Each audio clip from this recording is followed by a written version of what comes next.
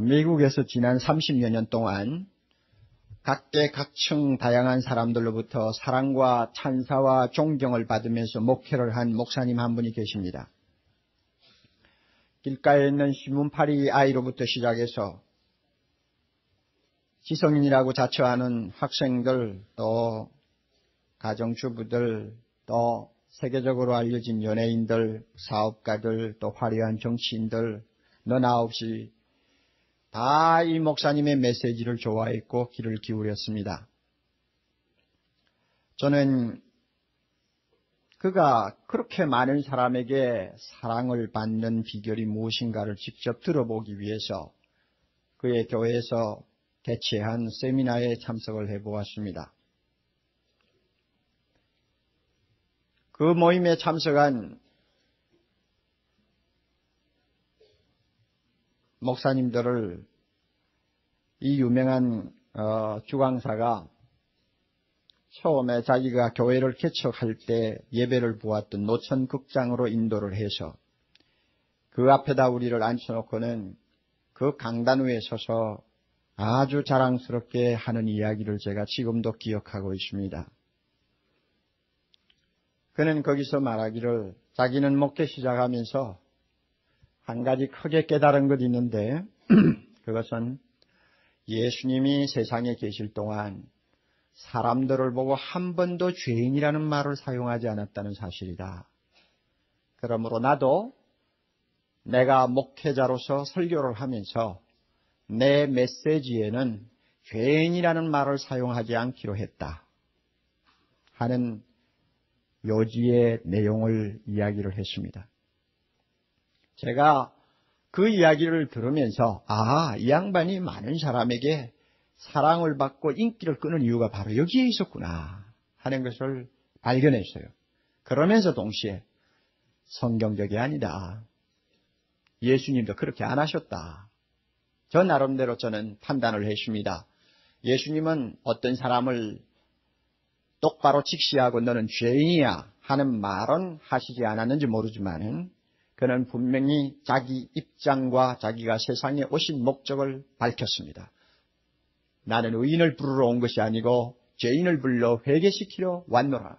그러므로 예수님은 모든 인간을 죄인으로 다루시고 죄인으로 아시고 죄인으로 취급하셨지 그들에게 죄인이라는 말을 하지 않았다는 그것 때문에 그가 모든 인간을 의인으로 취급한 것은 아니라는 것 저는 너무나 잘 알고 있었습니다.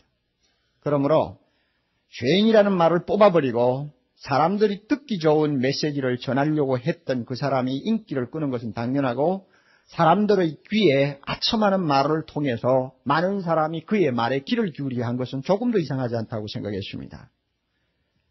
유명한 종교개혁자 칼빈이 한 말이 진리라고 생각합니다. 여러분 중에서 칼빈 하면 저게 무슨 말인가 하고 이상하게 들으시는 분이 계실지 모르겠어요. 칼에다가 빈자를 붙여서 성은 칼이고 이름은 빈입니다. 그런데 장로교를 다니시면서 칼빈이라는 이름을 잘 모르시면 약간 좀 쑥스럽다고 생각하셔야 됩니다. 오늘 들으시고 잘 모르면 집에 가서 아이들이나 누구나 붙들고 칼빈이 뭐냐 하고 물어보세요. 물어보면 설명을 잘해 줄 것입니다. 굉장히 유명한 사람입니다. 바울 다음으로 유명하다 해도 과언이 아닐 정도로 기독교 2000년 역사에 혜성같이 등장했던 인물이고 큰 일을 했던 사람입니다. 이 칼빈이 무슨 말을 했는가 하면 사람은 자존심이 골수에 박혀 있어서 자존심을 만족시키는 매혹적인 은사를 제일 좋아합니다. 그리고 그 말을 들으면 굉장히 기뻐합니다. 어느 시대를 막론하고 청중들 앞에서 인간성을 가장 듣기 좋은 말로 찬양하면 그의 말을 사람들이 경청하고 그에게 갈채를 보내지 아니한 일이 한 번도 없었습니다 하는 말을 했어요. 좋은 말하면 아첨하는 말하면 사람들은 모이게 되어 있고 사람들은 듣기 좋아하고 그 다음에 칭찬하기 마련입니다. 그런데 우리가 로마서 1장 17절부터 오늘 읽은 본문까지 내려오면서 우리는 하나님이 그렇게 하셨는가? 하나님이 인간이 듣기 좋은 말만 골라가면서 우리에게 말씀을 하시는가? 하나님은 정말 우리들에게 아첨하고 계시는가? 정말 우리의 마음이 어떤 기분을 돋궈주기 위해서 말을 골라가면서 우리가 싫어하는 용어는 되도록이면 피하고 우리가 원하는 말만 하셨는가? 거기에 대한 대답은 바로 여러분들이 하실 수 있습니다. 제가 이 부분을 놓고 벌써 6주, 7주를 설교해 내려오면서 여러분은 시간마다 굉장히 듣기 거북한 이야기들만 계속 받아야 하는 입장에 섰습니다. 하나님은 그렇게 하셨어요. 다시 말하면 하나님은 인간의 자존심을 건드리지 않으려고 근심하는 분이 아니며 사람이 듣기 좋게 아첨하는 분도 아니고 부드러운 말을 골라가면서 우리에게 해주는 그런 분이 아닙니다. 하나님의 눈에는 인간은 이미 좋은 말을 하기에는 틀렸어요. 그만큼 그 상황이 중증입니다. 병원을 가보세요. 의사가 진찰해보고 씩 웃으면서 별거 아니네요. 이 약 가지고 한 일주일만 먹으세요 하면은 의사도 좋고 환자도 좋고 그 긴장했던 환자가 그저 씩 웃으면서 병원을 나올 수 있죠. 그렇다고 환자가 날마다 그런 좋은 말만 기대한다고 해서 죽을 병에 걸린 환자를 보고도 괜찮아요. 한 주일쯤 이 약 먹고 그냥 먹을 거 다 먹고 자고 그러세요 하면 그 의사는 그 사람 죽이는 의사지 살리는 의사가 아니죠. 심각한 병든 자에게는 좋은 말 쓸 수가 없는 것입니다. 마찬가지로 하나님 눈에 인간은 좋은 말 할 대상이 못 돼요. 그래서 오늘 읽은 본문도 우리가 굉장히 읽기가 거북한 본문이라는 걸 여러분이 아실 것입니다. 오늘은 결론입니다. 하나님이 우리 인간을 무엇이라고 결론을 내리시느냐. 다시 말하면 우리를 발가벗겨 놓고 너는 누구라고 말씀하시는가. 오늘 결론이에요. 저는 이 본문을 읽으면서 인간의 인격을 이처럼 모독하는 말을 한 다른 사례가 있을까? 저는 그렇게 생각합니다. 얼마나 사람을 모독하는 말인지.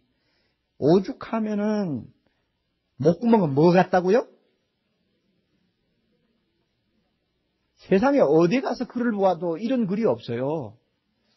입술에는 뭐가 있어요? 독사에 독이 있어요? 정말로 인격이라는 것은 완전히 그냥 깔아뭉개버리는 것 같은 그런 말씀이에요.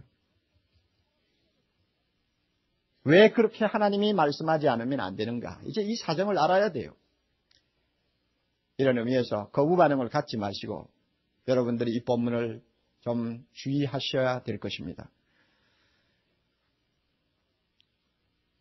9절 그러면 어떠하뇨? 이 말을 바꾸면 이제 결론적으로 말하면 무엇이라고 할까 하는 말입니다. 우리는 나으뇨? 우리가 누굴까요? 유대인이라고 생각할 수도 있습니다. 그러나 제가 생각하기에는 또 저는 그 해석보다는 여기에 우리는 예수 믿는 사람을 가리킨다고 하는 해석을 받아들입니다. 그래서 예수 믿는 우리는 어떤가? 결론은 간단합니다. 예수를 믿든 안 믿든 인간은 똑같다. 헬라인이나 유대인이나 선택받은 자나 선택받지 못한 자나 하나님을 안다고 하는 사람이나 모른다고 하는 사람이나 인간은 밑바닥에는 똑같고 평행선을 놓고 보면 하나도 차이점이 없다. 조금 차이가 있어도 다 도토리 키재기지 하나도 차이점이 없다는 것을 이야기합니다. 다 죄인이다. 그래서 죄인이라는 말을 여기서 뭐라고 표현했는지 보세요. 유대인이나 헬라인이나 한번 같이 읽어봅시다. 다 죄 아래 있다고 우리가 이미 선언하였느니라. 죄 아래 있다. 굉장히 중요한 말씀입니다. 오늘 제가 전하는 말씀의 가장 중요한 포인트 중에 하나입니다. 여기서 죄는 단수입니다. 죄들이 아니고 죄라고 말입니다.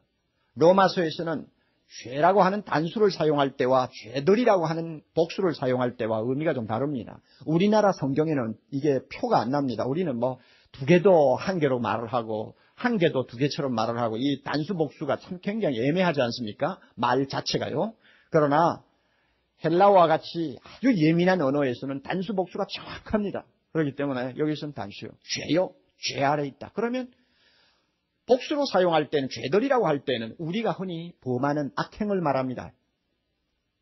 이거 잘못하고 저거 잘못하고. 그래서 두리뭉실 잘못하는 것 전부 다 모아가지고 죄들이라고 이렇게 말을 합니다. 그러나 여기서 죄하고 한마디로 단수로 쓸 때는 이것은 우리가 잘못하는 어떤 악행을 말하는 것이 아닙니다. 이것은 어떤 힘, 어떤 세력, 죄의 실체 이것을 말합니다.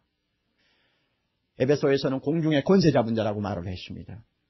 그러니까 보이지 않는 어떤 힘이 있는 거예요. 우리를 지배하는 어떤 세력이 있는 거예요. 죄의 세력이 있어요.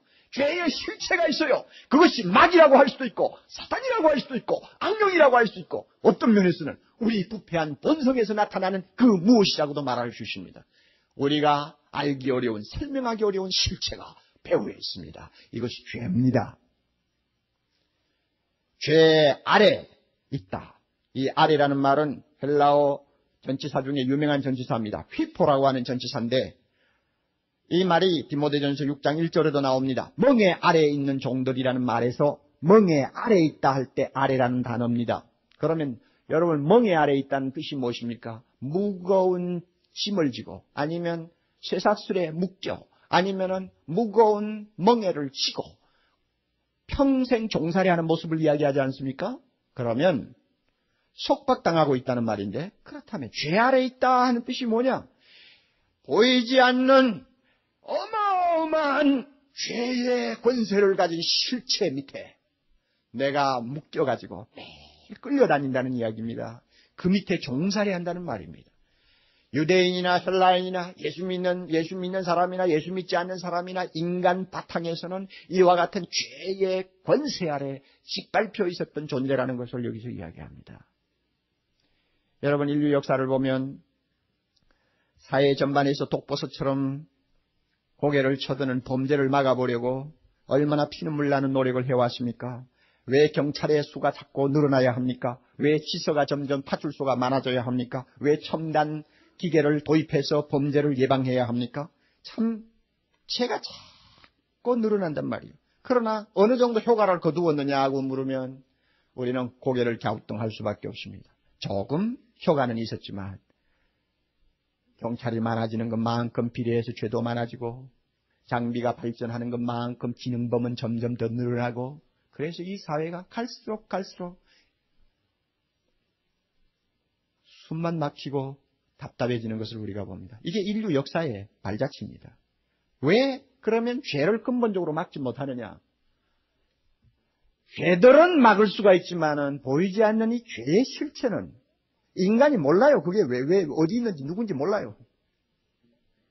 사람이 잘못할 때는 그 사람의 마음에서 뭐가 잘못되어가지고 잘못한 줄 알지 그 배후에서 그 사람을 잘못하게 만드는 어떤 큰 무서운 세력이 있다는 걸 잘 몰라요. 그러니까 그 세력을 처단하지 못하니까 이 세상에 죄가 끊어질 리가 없죠. 아무리 경찰수 누리고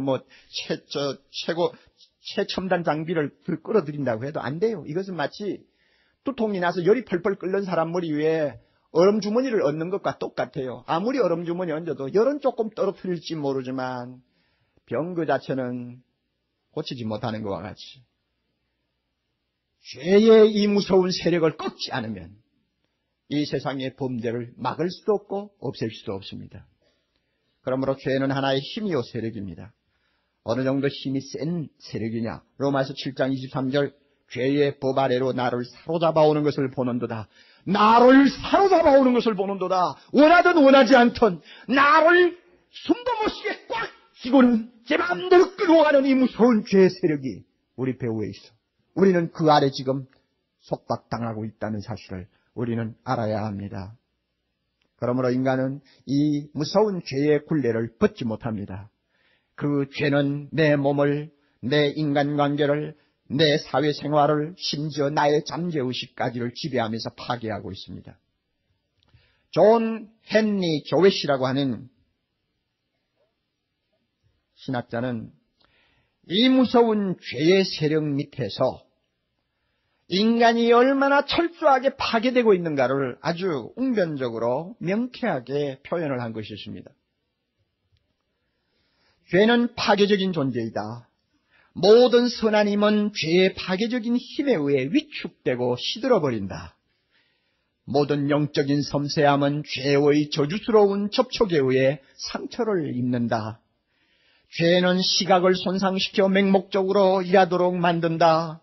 죄는 청각을 마비시켜 사람들을 기머거리로 만든다. 죄는 미각을 왜곡시켜 단 것을 쓴 것으로, 쓴 것은 단 것으로 혼돈시켜버린다. 죄는 촉각을 마비시켜 사람들을 과거의 느낌만을 갖도록 만든다.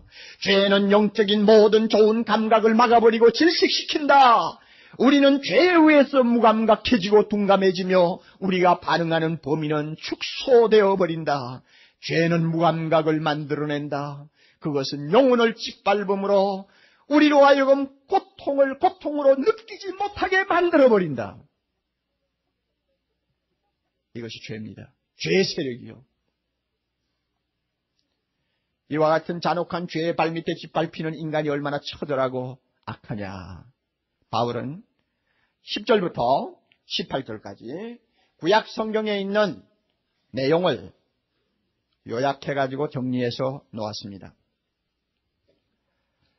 그 당시 바울이 이 본문을 쓸 때만 해도 성경을 들고 다닌다는 것은 상상도 못했습니다.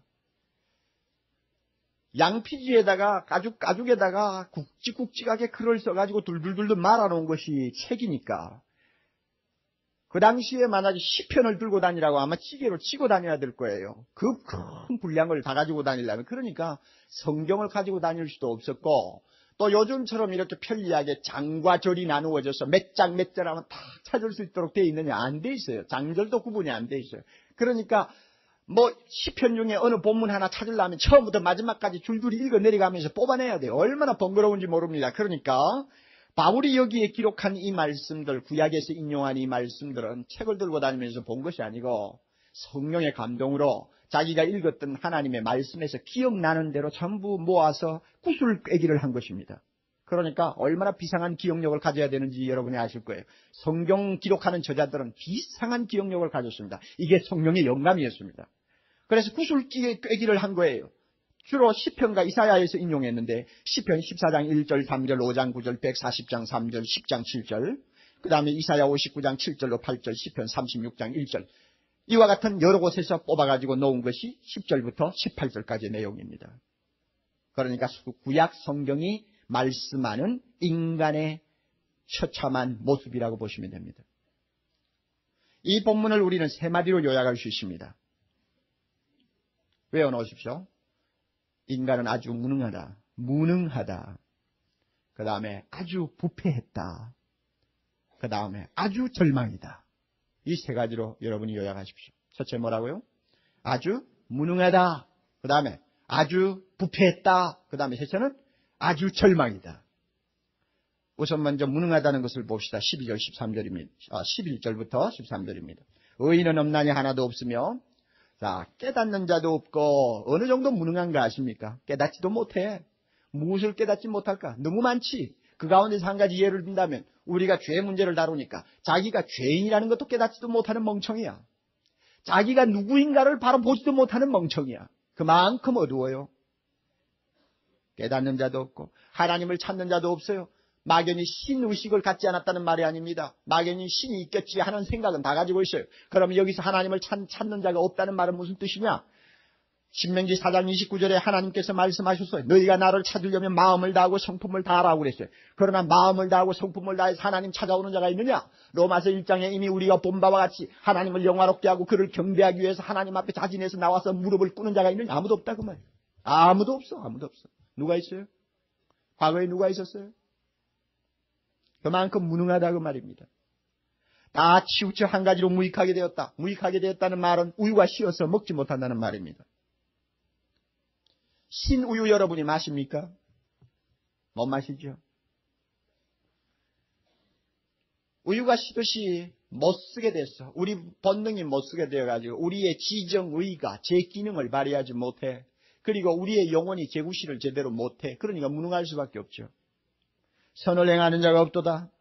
하나님의 의로운 뜻에 일치하는 삶을 사는 자가 없다는 말입니다. 막연히 우리가 흔히 말하는 선행을 안 한다는 말이 아니고 하나님이 정해놓은 표준에 일치하는 거룩한 삶을 사는 자가 없다 그 말입니다. 하나님이 하늘에서 아무리 구석구석 뒤져봐도 자기 뜻에 맞게 사는 사람이 없다는 이야기예요.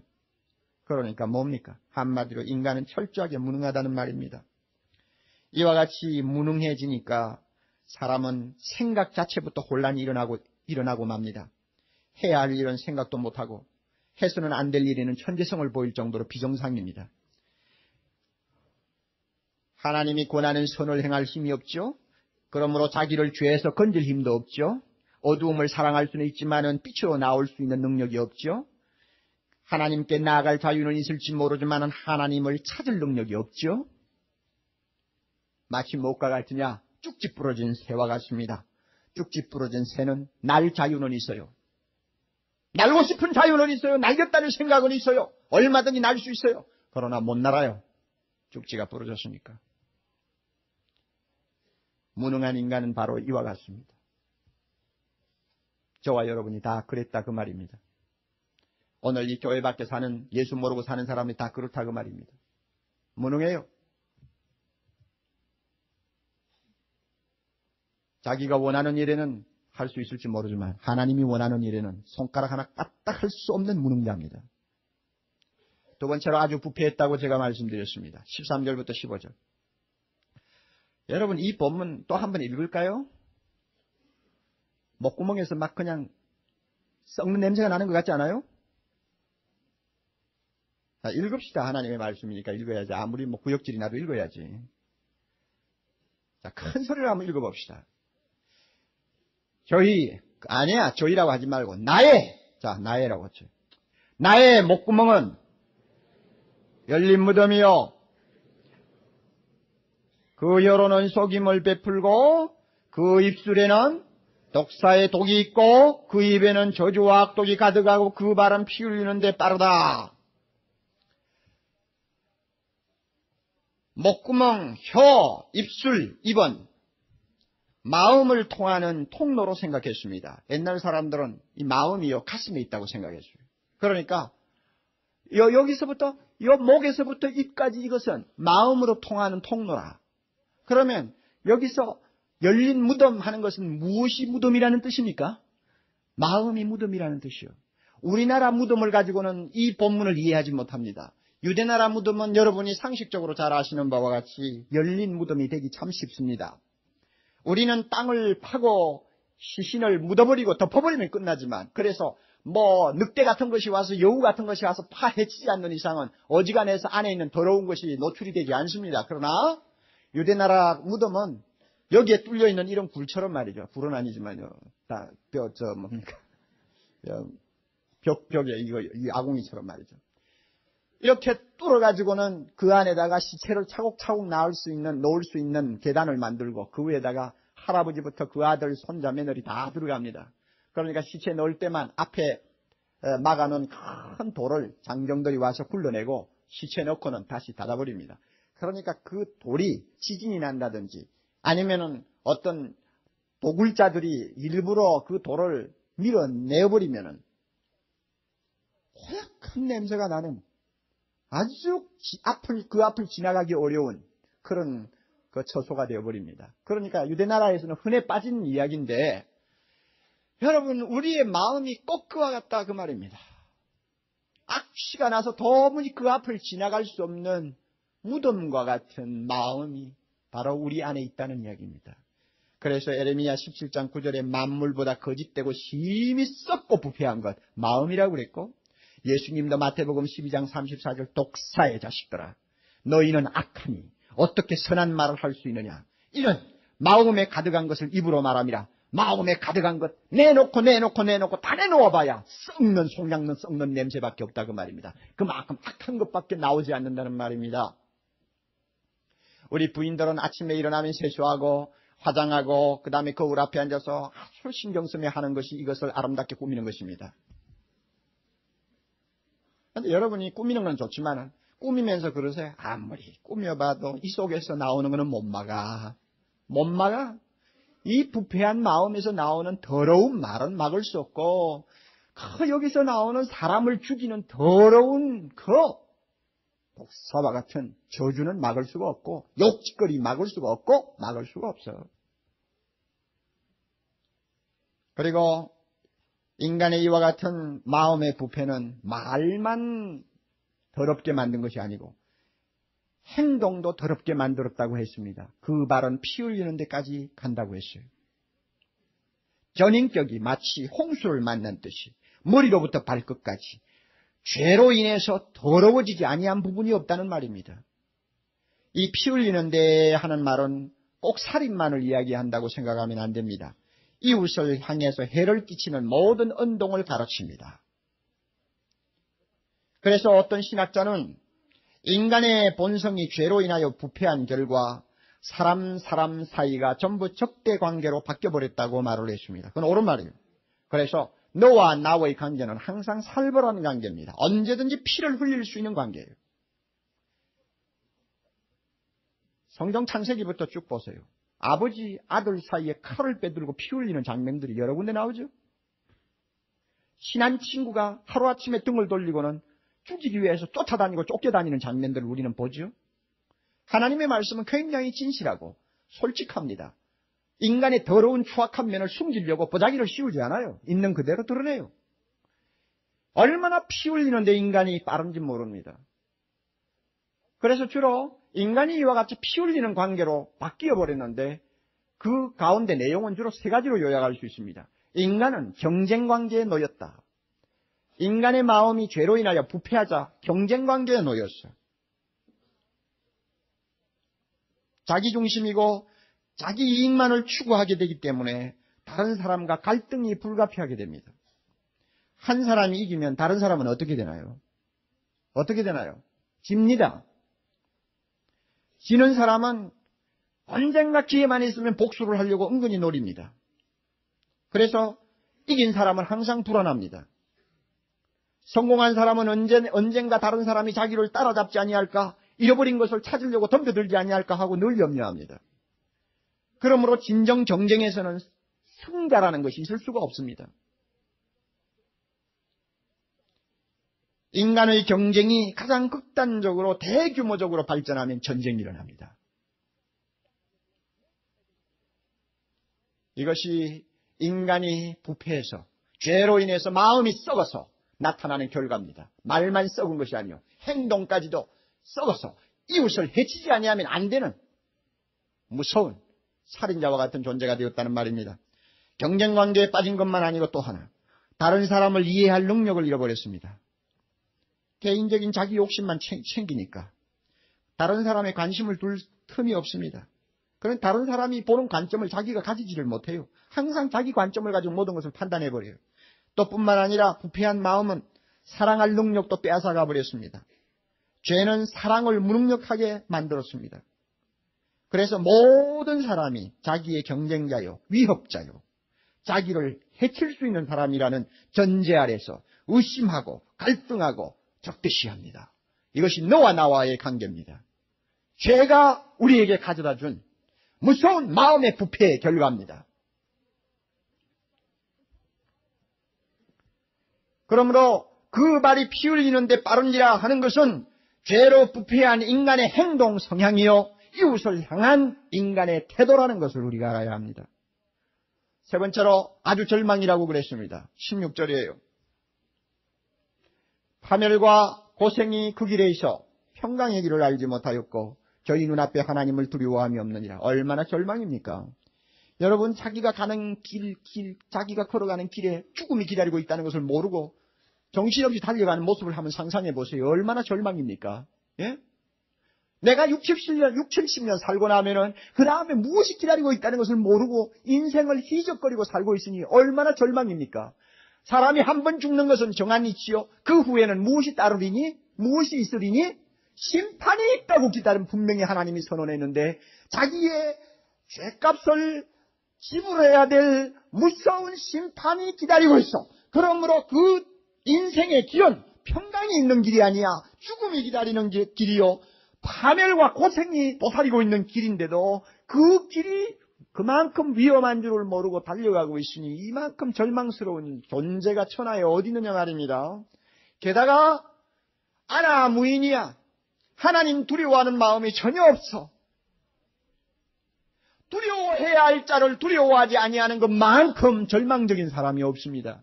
권세자 앞에서는 두려워할 줄 알아야 자기 생명 부지하지요. 창조자 되신 하나님 앞에 자기가 떨 줄 알아야 그 사람에게 소망이 있죠. 그런데 그 하나님을 아나무인격으로 쳐다보고 냉소를 할 정도니 얼마나 절망적인 존재냐 말입니다. 우리에게는 착하고 의로운 동생을 아무도 없는 들판에서 잔인하게 돌멩이를 들어서 죽인 가인의 피가 흐르고 있다는 사실을 잊어서는 안 됩니다. 동생을 죽인 다음에 하나님이 가인에게 나타났습니다. 내 동생이 어디 있느냐? 물었어요. 가인이 하나님을 두려워했다면 어떻게 대답했을 것 같습니까? 무릎을 꿇고 부들부들 떨면서 말 한마디 못하고 있었을 것입니다. 그러나 그는 그렇지 않았습니다. 내가 모릅니다. 내가 동생 지키는 보초인가요? 얼마나 건방집니까? 얼마나 아나무인입니까? 바로 그 무서운 독종인 가인의 피가 오늘 우리에게 흐르고 있어요. 모든 인간의 후손에게 흐르고 있어요. 그러므로 하나님을 두려워하지를 않습니다. 떨지 않습니다. 절대. 남은 것은 절방이에요. 지금까지 우리는 본문을 통해서 죄의 권세 아래서 포승당한 채 끌려다니는 우리 인간의 모습을 보았습니다. 얼마나 무능한지요. 얼마나 부패했는지요. 얼마나 절망적인 실존인지요. 여러분, 이것은 바울의 이야기가 아닙니다. 바울의 사상도 아닙니다. 여기서 설교를 하는 사람의 어떤 주장도 아닙니다. 이것은 어디까지나 하나님의 말씀입니다. 하나님의 판단입니다. 그러므로 바울은 구약에 있는 성경 본문을 인용해서 이 사실을 결론적으로 우리에게 가르쳐 줍니다. 그러면서 분명히 그는 못을 박았습니다. 여러분 9절로 다시 돌아오십시오. 분명히 못을 박았습니다. 9절로 유대인이나 헬라인이나 다 죄 아래 있다고 우리가 이미 그 다음에 무엇입니까? 선언하였느니라. 누가 선언하였습니까? 이 선언은 누구의 선언입니까?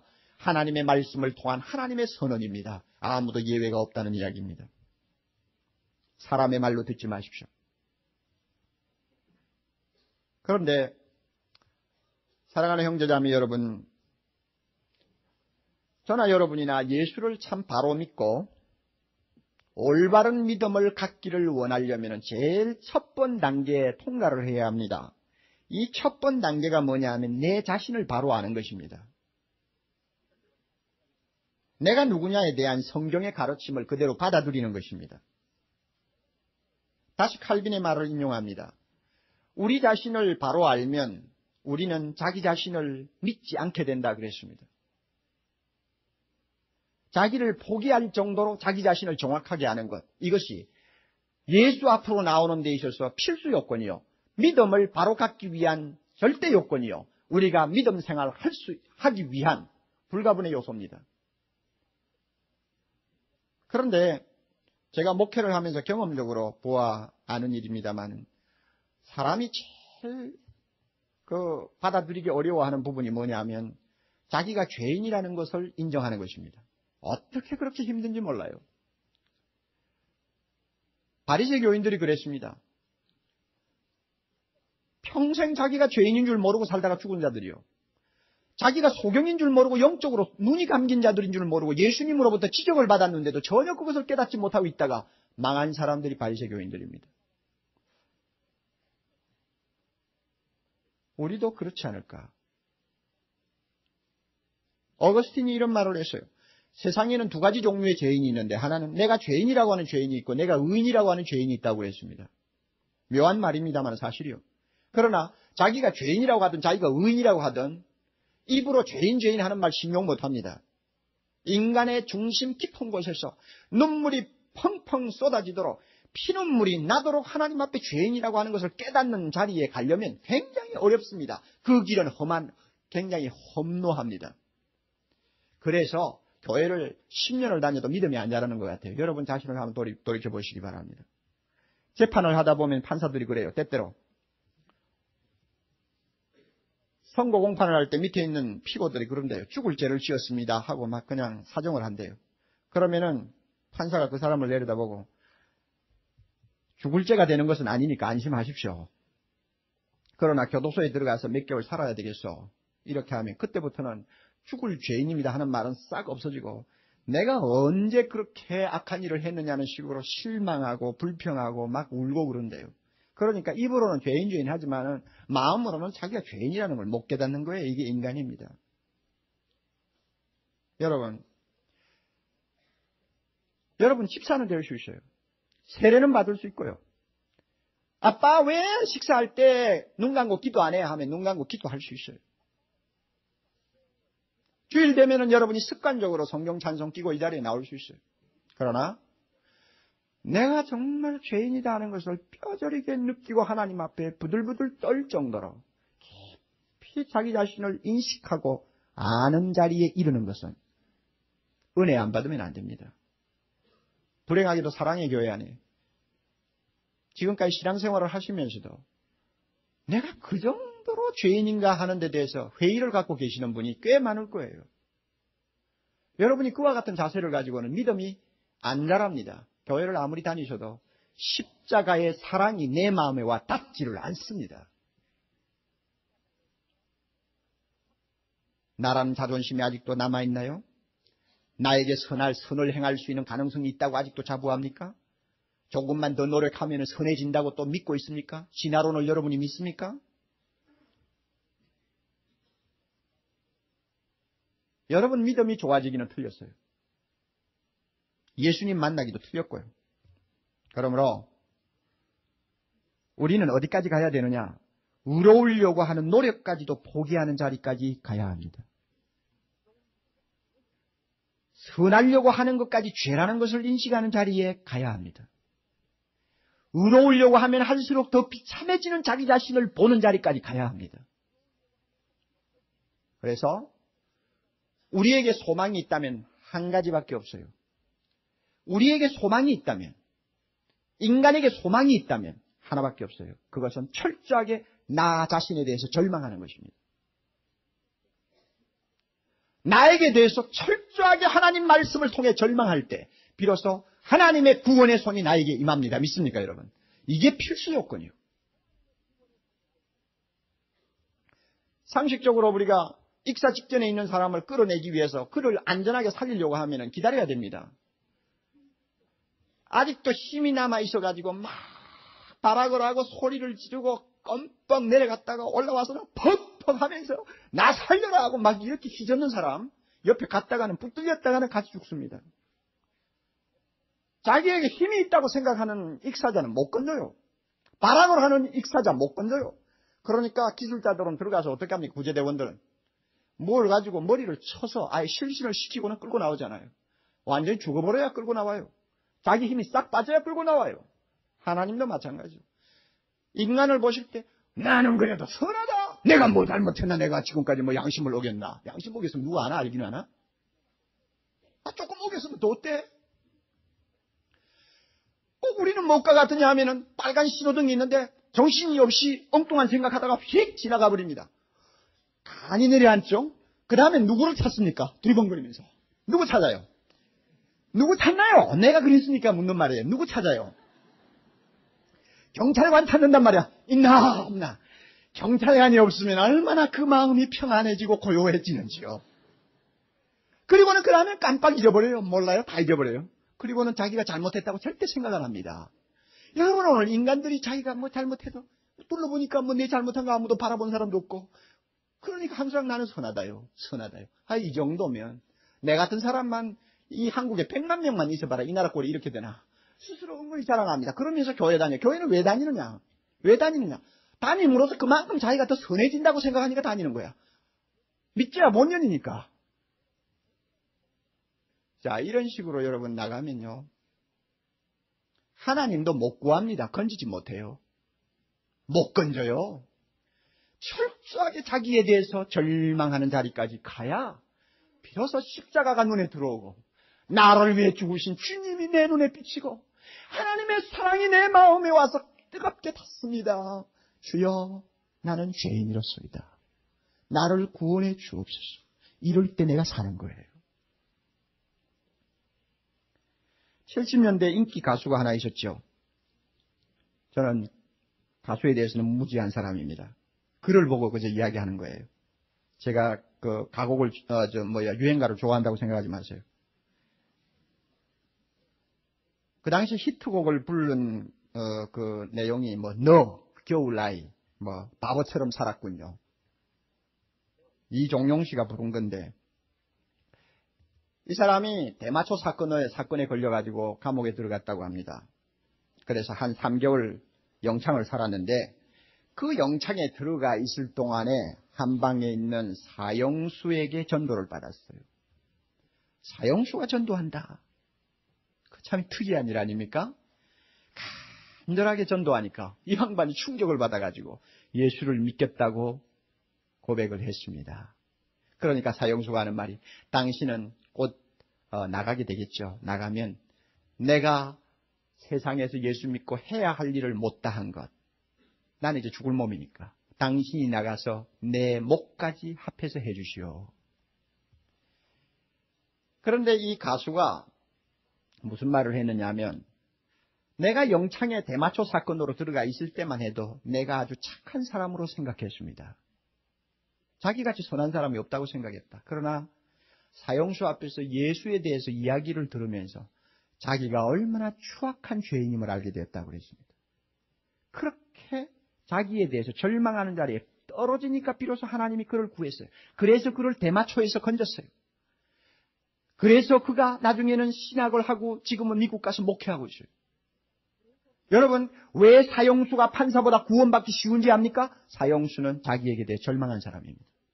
왜 감방 밖에 있을 때보다도 감옥 안에 들어가서 예수 믿기가 쉬운지 압니까? 감방 안에 들어가면 자기에게 절망할 수 있는 가능성이 그만큼 커지기 때문에 그렇습니다. 사랑하는 형제자매 여러분, 여러분의 귀에 듣기 좋고 듣기 나쁘고의 말을 가리지 마십시오. 하나님이 오죽 답답하면 이렇게 참 듣기 거북한 말을 가지고 나 자신에 대해서 진단하시겠고 나 자신에 대해서 말씀하시겠어요. 받아들이세요. 그리고 인정하십시오. 그리고 여러분 자신에 대해서 절망해버리세요. 완전히 절망하세요. 예수님이 다가올 때까지 절망하십시오. 그것이 구원의 길이요 우리가 사는 길입니다. 대각성 전도 집회를 왜 우리가 앞에 두고 있습니까? 세상에는 죄인이어서 망하는 사람보다도 자기가 죄인인 줄 몰라서 망하는 사람이 너무 많습니다. 그러므로 대각성 전도 집회는 데리고 와서 이 자리에서 예수 믿겠다고 고백하게 만드는 그것도 목적이겠지만 그것 못해도 좋아요. 와서 앉아가지고 자기가 얼마나 하나님 앞에 무서운 죄인인가를 좀 듣고 돌아가게 만드는 것만으로도 대각성 전도 집회의 목적이 있습니다. 자기가 죄인인 줄 모르니까 세상을 마음대로 살다가 죽는 거예요. 얼마나 불쌍한 사람들인지 몰라요. 여러분, 내가 내 자신에게 대해서 절망하고 예수 아니면 구원받지 못합니다. 주여 나는 죄인이로소이다. 나를 건져 주옵소서. 내 앞에는 파멸과 내 앞에는 고생만이 기다리고 있는데 하나님의 무서운 심판만이 기다리고 있는데 주여 이제는 내가 이 사실을 알았습니다. 내가 알고 주님을 바라보니 나를 건져 주옵소서. 주님, 내가 이렇게 기도할 때 주님이 나를 구원해 주셨습니다. 할렐루야. 구원해 주셨어요. 그러면 나만 구원받고 끝나나요? 아니요. 아직도 그것을 모르고 멸망의 길을 걸어가고 있는 불쌍한 저 사람들 데리고 와야죠. 데리고 와서 함께 구원받아야죠. 이게 대각성 전도 집회입니다. 여러분 이 사실에 대해서 무관심하나요? 여러분은 아직도 자기 자신이 누군지를 모르는 사람이에요. 여러분 대각성 전도 집회를 해도 남의 일처럼 보고 있나요? 여러분 아직도 십자가를 보지 못한 사람이에요. 지옥이 있다는 것도 알지 못하는 사람이에요. 교회만 다녔지. 너무나 불쌍한 사람 많습니다. 이번 기회에 구원해야 합니다. 275장 우리 다 같이 펴십시다. 275장 거기 보면 저 죽어가는 자 다 구원해야 된다. 정말로 불쌍한 사람들, 자기가 죄인인지도 모르고 살다가 망하는 사람들, 자기가 죽음의 길을 걸어가고 있다는 것을 의식도 못하고 눈치도 못 채고 걸어가는 불쌍한 저 사람들, 우리가 구원해야 한다. 이것이 하나님이 원하는 길이다. 하나님이 바라는 길이다 하는 이야기입니다. 좀 생각하면서 뜨거운 마음을 가지고 내 주변에 믿지 아니하는 사람들을 생각하면서 이 찬송을 부릅시다. 이 찬송 부를 때 성령이 우리에게 정말로 복음을 전할 수 있는 능력과 뜨거운 마음을 주시리라고 믿습니다. 주님, 우리는 얼마나 교만한지 모릅니다. 얼마나 자존심이 강한지 모릅니다. 얼마나 자기를 믿는 구석이 많은지 모릅니다. 하나님은 우리를 향해서 막말을 하고 계십니다. 너희 목구멍은 열린 무덤이라고. 너희 발은 피 흘리는데 빠른 가인의 자손이라고. 우리 앞에는 파멸과 고생만이 기다리고 있다고. 얼마나 하나님을 두려워하지 아니하는 뻔뻔스러움이 우리에게 있는가를 주님 그뿐만 아니라 선을 행할 능력도 없고 선해질 능력도 없고 가능성도 없고 하나님을 찾을 능력도 없는 무능한 존재이면서도 자기가 모든 것을 다 할 수 있는 것처럼 착각하고 사는 미련한 존재라고 우리 하나님 우리를 향해서 가르쳐 줍니다. 주님, 그럼에도 불구하고 우리는 나 자신에 대해서 절망을 하기를 싫어합니다. 나 자신을 그렇게 처참한 모습으로 보기를 싫어합니다. 그래서 아무리 하나님의 말씀을 들어도 아니야 아니야 라고 우리의 마음속에는 계속 거부 반응이 일어납니다. 하나님 아버지, 사랑의 교회를 다니면서도 아직도 자기를 바로 보지 못하는 어두운 눈을 가진 형제자매 있으면 성령이여 이 시간 그 눈을 열어 주옵소서. 예수를 100년 1000년 믿어도 내가 구원받아야 할 죄인임을 모르면 그 믿음은 헛것이요 예수 그리스도와 손을 잡을 수가 없사오며 십자가 앞으로 나갈 수 없다는 사실을 깨닫게 하옵소서. 주님, 그 가슴을 환하게 열어주셔서 내가 과연 죄인이구나 하는 것을 깊이 깨닫고 이렇게 절망하는 자리에 주님이 피 묻은 발로 찾아오셔서 피 묻은 손으로 나를 끌어일으키시는 것을 체험할 수 있는 은혜를 허락하옵소서. 하나님 아버지, 우리 주변에 예수 안 믿는 자들 얼마나 불쌍한지요. 주님, 우리가 그들을 바라보는 눈이 좀 달라져야 되겠습니다. 하나님, 그들이 지금 제정신이 아닙니다. 바른 길을 걸어가지 않습니다. 지금 미쳐 있습니다. 하나님, 기고만장한 그 모습이 미친 사람들이요 하나님 보실 때는 가소로운 존재가 되어 있습니다. 우리가 그들을 예수 앞으로 인도해야 되겠습니다. 이번 대각성전도 집회를 통해서 구원받아야 할 자들을 한 명도 빼지 말고 불러주시옵소서.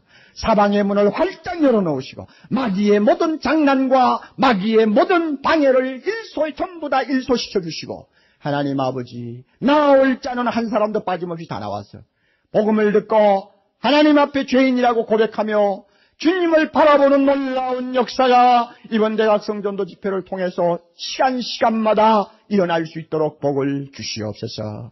예수님 이름으로 간절히 기도하옵나이다.